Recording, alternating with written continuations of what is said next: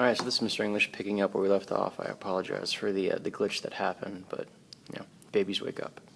So we're going to continue on with question 9 here, and we've gone ahead and we've selected C, protection from cruel and unusual punishment, 4, 6, and 5, 4, 5, 6, 7, and 8. It seems a natural progression.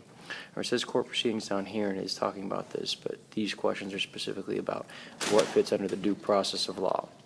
Okay? So question 9, we went ahead and we want to make sure that question 9 fit into the New Republic era, so we set that up. Okay? Right, moving on, question 10. Alright. After the end of the Revolutionary War, so at the end of the Revolutionary War, states were eager to expand into newly available territory. Well, so we know it's after the end of the Revolutionary War. Since it's after, that means question 10 is going to fit into the New Republic era. So we have 3, 6, 9, 10, 1, 5, and 8, 2, 7, and then we have no questions for the Civil War yet. We've got 1 for Reconstruction. Okay? Eager to expand the states of New York. It's a middle colony. Connecticut, New England, Massachusetts, New England, Virginia, Southern, so they're all represented there. Argued over competing claims to land west of the Appalachian Mountains. That land west of the Appalachian Mountains, we look at our map here. Look at where Virginia is going to be, and we look west of the Appalachian Mountains right here. We got Kentucky, Tennessee, and that Northwest Territory. Okay, this conflict was addressed by we got the Missouri Compromise. Well, the Missouri Compromise isn't going to happen until we are starting to move way out west. So when we're moving way out west, this is going to be westward expansion, and we know that this entire question is in era number 3. This is New Republic. So I'm going to choose an answer choice that's outside of the era of the question. I am not. The Wilmot Proviso, that's also going to be later on. We're going to be talking about that later. Let's go with Reconstruction there. The Northwest Ordinance, well, we know we are moving northwest in that map. We know that that fits into the New Republic because we are moving beyond. So this is New Republic. And the Kansas-Nebraska Act, that is again going to be in westward expansion leading up to the Civil War. So westward expansion. And when we take a look at these, which one of these actually fits into the era? Oh, you're right, the Northwest Ordinance fits. So let's go ahead and highlight that bad boy right there. And we'll select H as our answer. And we're all good to go. Make sure that you have all of your questions ordered according to their era so that you understand this. So that you know the Missouri Compromise's westward expansion does not fit. So you know the Wilmot Proviso is going to happen way later. And then you know the Kansas and Nebraska Act happens in westward expansion. It's one of those things that leads up to the Civil War. It's going to come later. So make sure that you've got that going on. Cool? Moving on. Question 11. Here we go. Uncle Tom's Cabin.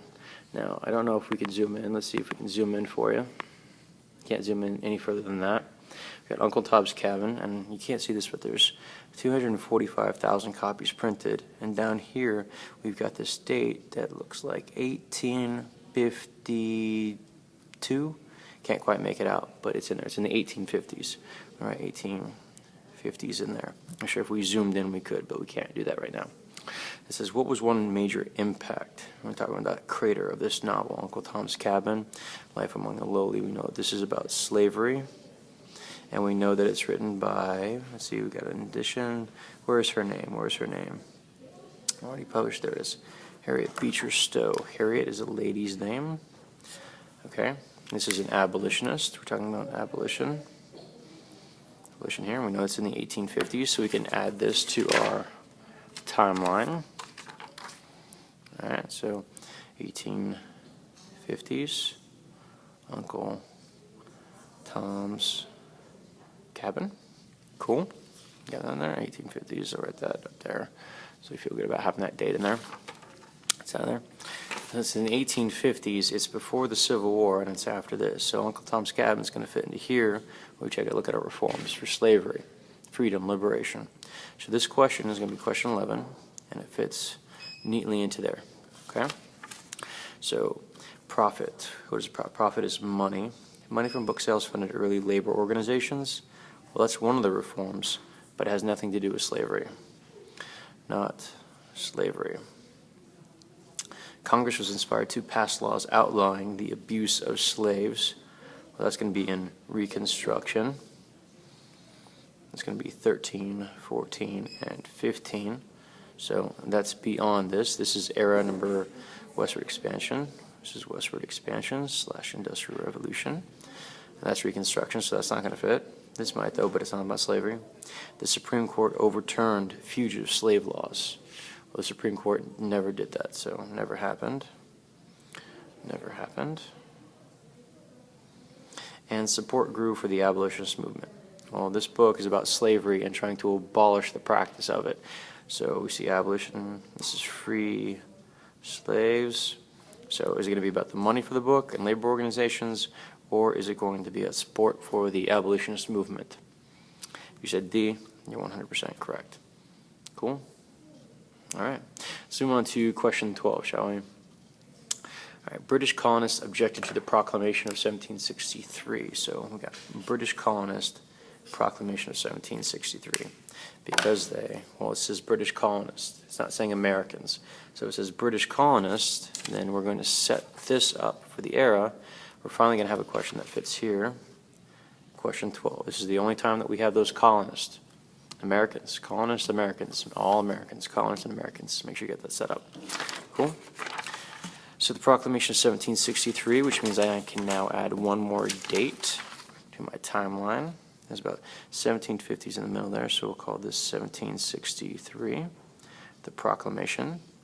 And you should remember that the Proclamation line is, you got it, that's the Proclamation line right there, known as the Appalachian Mountains. Okay, 1763. All right, so why did they object? They feared it would provoke attacks from American Indians. Were they afraid? Did not want to share control of the fur trade with France. Well, France was over there, that's New France. Resented the limits it imposed on westward expansion. Well, why would they object to the proclamation? Why would they object to that border? And J, wanted to be able to trade freely with foreign nations. Well, they're pretty much already doing that because of those port cities. Feared it would provoke attacks from American Indians. Well, they're not worried about that. They know what's going to happen anyway. Did not want to share control with the fur trade with France. They were more than willing to share and get along. Resented the limits imposed on westward expansion. Well, were they allowed to cross that border? Was that what the proclamation was? Because this one, make sure that you know that the Appalachian Mountains equals the border. And then people always hate being told what to do and that you can't cross that line. Your parents tell you can't go outside. One of the first things you're going to try to do is you're going to try to go outside. Okay? So, wanted to be able to trade freely with foreign nations. Well, they've got mercantilism, so they're already dealing with that right there. So, resented the limits it imposed on westward expansion. Cool. So, there we go. It's question 12 for you. Make sure you got that going on. Okay. So, let's move on to question 13 real quick, and then we're going to pause, and I'll come back to this. Which of these describes a result of the 13th Amendment? So we need a result. So what happened is when this did the 13th Amendment? Well, the 13th Amendment fits into what era? 13th Amendment right there, and the Civil War. So question number 12, question 13, excuse me. We finally have a question for the Civil War era. Thank goodness. Question 13 fits right in there with the 13th Amendment. So result of the 13th Amendment. And remember, 13, 14, and 15. 13, 14, and 15 has a sentence. Free citizens vote. So let's take a look. African Americans in the North could vote. Or where they could vote. That's 15, but it's not just North. It should be all, so we'll cross that out, so that doesn't work. State governments are required to protect individual rights.